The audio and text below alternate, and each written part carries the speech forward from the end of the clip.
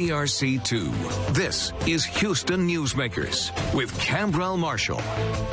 He is the congressman representing the 14th Congressional District here in Southeast Texas since January 2013. Randy Weber has won re-election by an average of more than 20 percentage points, rarely been challenged in primaries in a district that runs mostly along the coast from Beaumont to Freeport. In fact, if you take a closer look at that district, it's easy to see how big of an area that he has to cover, and it would seem to probably be a difference in priorities depending on which part of the district you're talking about. This week, heavy rain was impacting Brazoria and Jefferson counties. More is on the way there. Congressman Weber joins me this morning for, Congressman, your first visit to Houston Newsmakers. We are long overdue for this, but I'm happy that you're here. Good morning, sir. Yes, sir, Khambrel. Thank you for the invite. We're glad to be here. So we had a lot of rain in your district over the week and some more coming. What kind of concerns are you hearing about that? Anybody having some real problems now, or what kind of concerns do you have going forward? Well, thank you for that, because it is a concern, and a lot of people don't know. You showed a picture of our great District 14 right as you were getting started. The three coastal counties of Texas, starting at Louisiana border, Jefferson County, Beaumont, people recognize the Beaumont, then of course all of Jefferson County, all of Galveston County, and then the southern half of Brazoria County. And this is a concern, Khambrel, because when Hurricane Harvey hit, we were ground zero for flooding. Mm-hmm. We had 55 inches of rain in Friendswood, 65 inches, I think, over in Drainage District 7 in Jefferson County. Mm-hmm. Both of those records.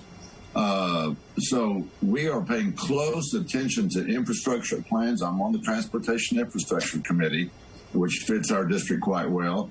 And of course, I'm on the Science, Space, and Technology Committee, which also fits our district quite well, because Johnson Space Center, NASA, is half a mile north of my district, but about 7,000 people either work for NASA and or subcontractors live in my district. So we're paying close attention to the infrastructure plans. There's talk at the local level, Harris County Flood Control District, all of our flood control districts here, and of course, the state of Texas and the federal level about what needs to be done to mitigate some of this flooding. Let's talk a little bit about the challenge you have in governing today. Obviously, all politics is local, but there's a different perspective. At least it looks different if you look at it from the national level. What are your constituents telling you are most important to them right now? Well, thanks to that, you're right, all politics are local. And a little bit of my background, which helps in this regard, is, of course, I've grown up literally in a 15-mile radius for 67 years on the Gulf Coast. So I know this area like the back of my hand. My beautiful bride of 44 years, almost 45, be 45 November 6th, grew up over in Jefferson County in a little town called Nederland. So we're from the Gulf Coast, both of us. Now, we got married, and I met her at Allen Junior College in 74. We got married in 76. We raised a family here, built an air conditioning business here. She taught school here, all of that to say. Then I spent 6 years on city council, 4 years in the Texas legislature, and now this is my 9th year in Congress. We have that background of working people and knowing what's important to our district. And so for us, it's a little bit easy in that we move all the time. She's my best, not so secret weapon when I'm in D.C. She's here going to chamber meetings, luncheons, open houses, ribbon cuttings, you name it. And so we appreciate the fact of being able to work at the national level with the background that we have. Our constituents want less government control, less taxes. They want to make sure we get some good flood control going on, some infrastructure going on. Ike Dike, you probably heard, coastal barrier protection is important to us. Energy is important to us, Khambrel, because our district has 5 ports, more than any other member in Congress. We have 5 ports. And so for us, energy is huge. Export, trade, all of that is huge. And then, of course, Texas, we're from Texas, so they say protect the Second Amendment. We don't want them doing anything done away with the Second Amendment. Yeah. That's kind of it in a nutshell. So, that strays away from what the spotlight is nationally. So the national spotlight is altogether different. Doesn't deal with any of that stuff. It deals with those hot button issues there. Let's talk about bipartisanship. Is it dead? The trends of the past several years indicate that it is. There's not very many things that are going through that considered big that are bipartisan recently. Well, bipartisanship is on a life support system, in my estimation. As I've already pointed out, I've been very, very active in the Republican Party since Reagan ran for re-election, then city council, state legislature, and now Congress. So I've paid attention a long time. I've never seen it like this. You make a good point. I don't know that bipartisanship is dead. We actually do work. I talked about the Republican Texas delegation, but we've got good Democrat friends in the Texas delegation.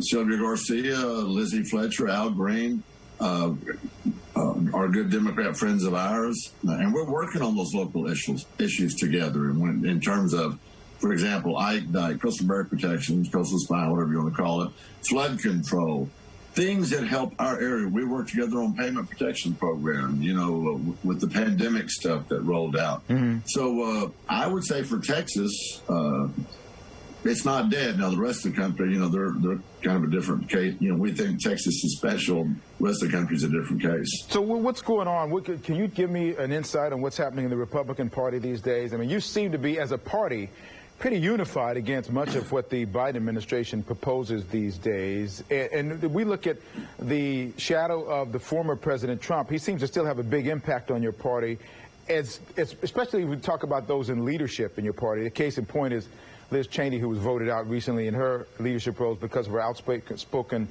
comments about the former president. That was a move that you supported. How would you define what your party stands for these days? Well, I want to say this about Liz Cheney. I actually was the last one to speak in the GOP conference meeting when she left that day, the second time that we had a vote of confidence. Of course, the second was no confidence. We thank her for her leadership. She stepped up to run for the GOP conference leader. I think where she got in trouble, Khambrel, was,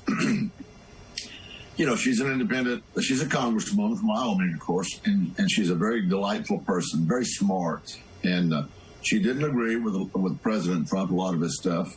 And she's entitled to have that opinion, entitled to speak out against it. What happened, what got her in trouble was, as the GOP conference, you can't speak out against the leader of the party if you're going to be third in command or charge, if you will, in the GOP conference.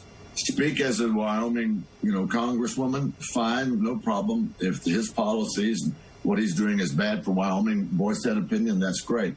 When she did it as GOP conference chair, that was where she got into trouble. Now, and so she left, and so I appreciate Liz's service. And I stood up at the end and said, look, we owe her. Don't we owe her a thank you? And the GOP conference gave her a standing ovation as she was leaving.